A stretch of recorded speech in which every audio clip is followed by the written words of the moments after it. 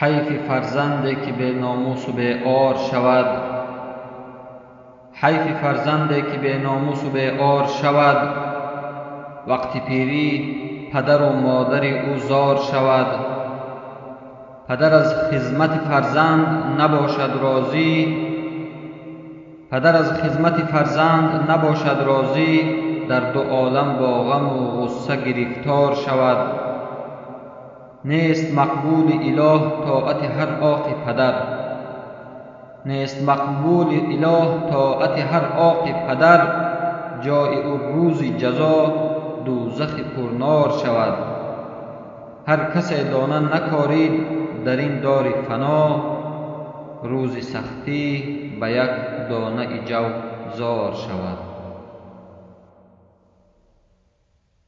اینقدر باشد عزیز و معتبر مادر پدر.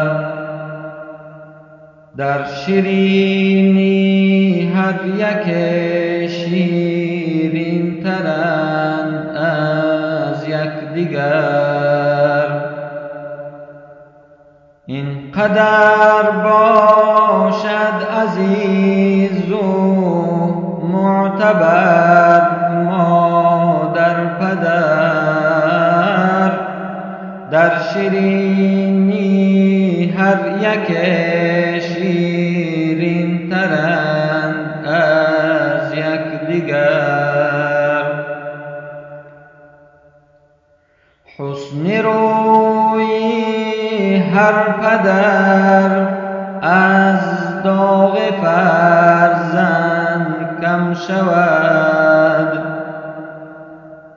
قامتی سبزیده اش از داغ فرزند خم شود. حسن روی هر پدر از داغ فرزند کم شود. قامتی سبزیده اش از داغ فرزند خم شود. مادرت شبها نخفت بیدار و در پهلوت بود. مادرت شبها نخفت بیدار و در پهلوت بود. در شبی گرما و سرما دائما در فکر بود. در شبی گرما و سرما دائما در فکر بود. آن پدر هر جا دوید و رنگ خود زرد کرده بود. ای ز خاطرت فراموشش مکن ای جان پسر. آن پدر هر جا دوید و رنگ خود زرد کرده بود. ای ز خاطرت فراموشش مکن ای جان پسر.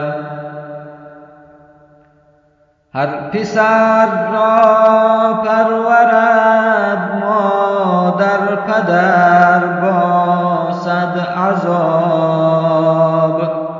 تا بیابند بهر روز لااقل یک کاسه آب. هر پسر را پرورد مادر پدر با صد عذاب. تا بیابند بهر روز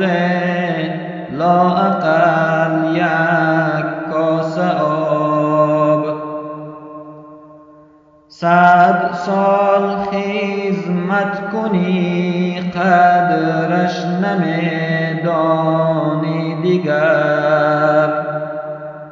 فکر و اندیشه بکن چون نامشان مادر پدر.